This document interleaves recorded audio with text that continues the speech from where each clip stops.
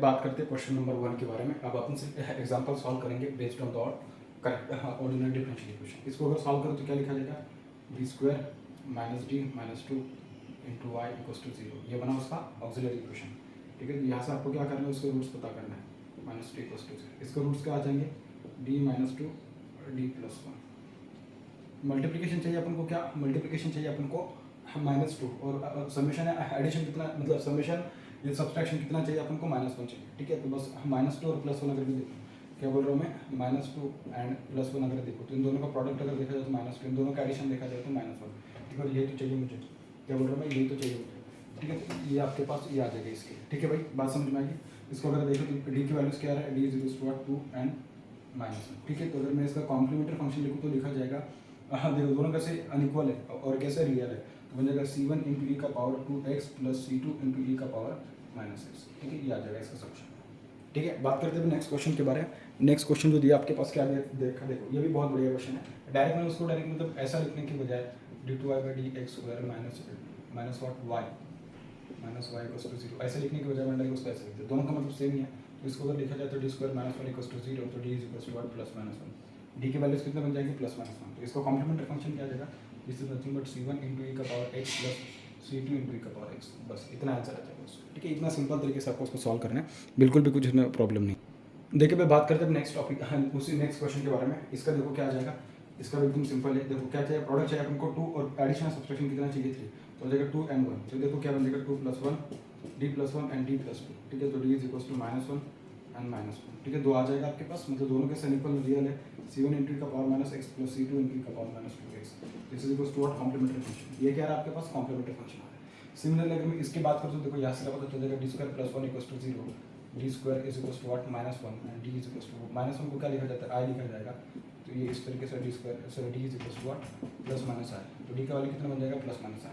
अब देखो इसमें सिर्फ तुम इमेजिनरी पार्ट दिख रहा है, रियल नहीं दिख रहा है, तो रियल पार्ट कैसा होगा, 0। इसको क्या लिखा जा सकता है, this is nothing but 0 plus, sorry इसको क्या करो, alpha plus minus J beta, इसके साथ कंपेयर करो तो alpha equals to 0 and beta equals to what, beta equals to I नहीं है 1 है। ठीक है, क्योंकि जे या आई दोनों तो सेम है। सपोज अगर इसको जे मान लो तो इसका कोएफिशिएंट क्या है, बीटा होगा, इसका कोएफिशिएंट कितना बनेगा, फिर 1। इसका आंसर क्या लिखा जाएगा, ई का पावर अल्फा कितना है, 0x multiply by c1 into cos, beta का वैल्यू कितना 1 cos x लिखो, फिर c2 into sine of x।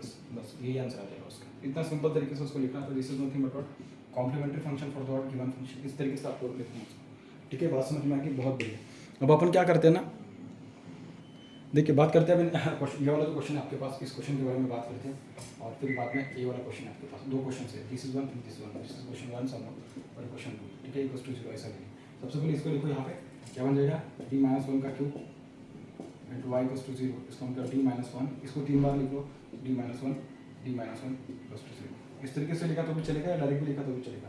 यहाँ से उसका रूट कितना आ जाएगा, d इज इक्वल्स टू 1, यहाँ से भी आ जाएगा 1, यहाँ से भी आ जाएगा 1। तो इसका मतलब कि इसके 3 रूट आ रहे हैं, क्यों, क्योंकि उसकी पावर 3 थी। अगर आप उसको ब्रैकेट ओपन करोगे तो इसका ब्रैकेट क्या आता है, a - b का क्यूब क्या आता है, a - b का क्यूब आता है a³ - 3ab a² b plus b² - b³ ये आता है उसका ब्रैकेट। ठीक है, सेम इस तरीके से आपने उसको लिखा है। तो 1 1 1 3 उसके तीनों रूट्स कैसे आ रहे हैं, इक्वल आ रहे हैं और रियल और इक्वल आ रहे हैं। तो उसको कैसे लिखा जाएगा, उसको कॉम्प्लीमेंट्री फंक्शन आएगा, c(f) is equals to what, c1 plus c2x plus what, c3 into x² into E का power x into what, E का पावर x। इस तरीके से उसको लिखना है। ये भी बहुत सिंपल और आसान है। ठीक है, अब बात करते हैं नेक्स्ट क्वेश्चन के बारे में। ये वाला क्वेश्चन इसके बारे में बात करते हैं।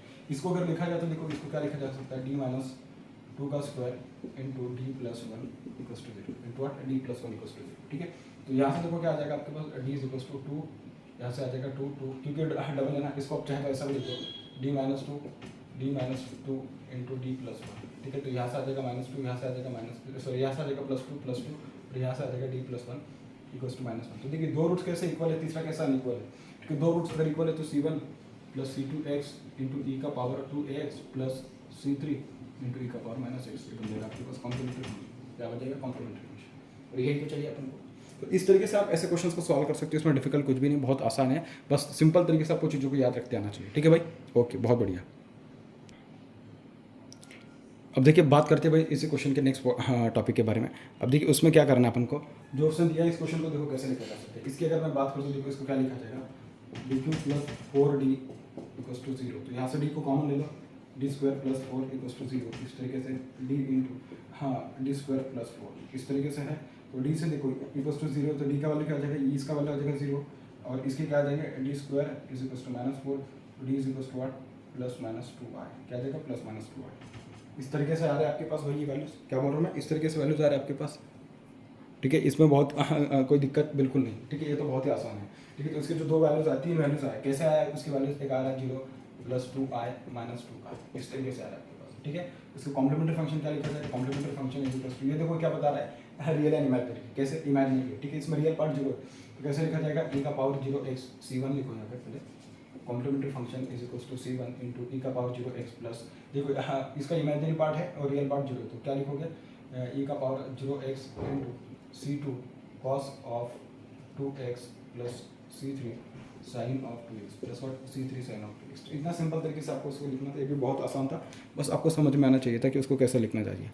ठीक है, अगर आपको समझ में आएगा तो बहुत बढ़िया बात है भाई। अब बात करते हैं इसके लिए, किसके लिए, इसके लिए बात करते हैं। ये भी बहुत सिंपल है, अगर आप उसको देखोगे तो बनेगा डी का power four plus D two square plus one equals to zero. ऐसा मान के चलते हैं ना, क्या जो डी का पावर फोर है ना उसको अपन ऐसा मान ले कि पी मान लेते।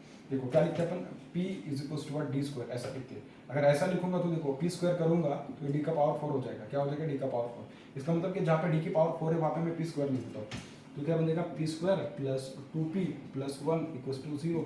इस तरीके से ये क्या बन जाएगा, p प्लस वन का होल स्क्वायर बन जाएगा, क्या बोल रहा हूँ मैं, p प्लस वन का होल स्क्वायर बन जाएगा। ठीक है, इस तरीके से, तो p प्लस वन का होल स्क्वायर मतलब p plus one into P plus one equals to what zero, तो p is equals to what minus one, यहाँ पे भी क्या आ रहा है p is equals to what minus one, इस तरीके से आ रहा है। लेकिन मैंने p को क्या बोला, p is equals to what, basically p is nothing but what D square, p is nothing but what D square होता है।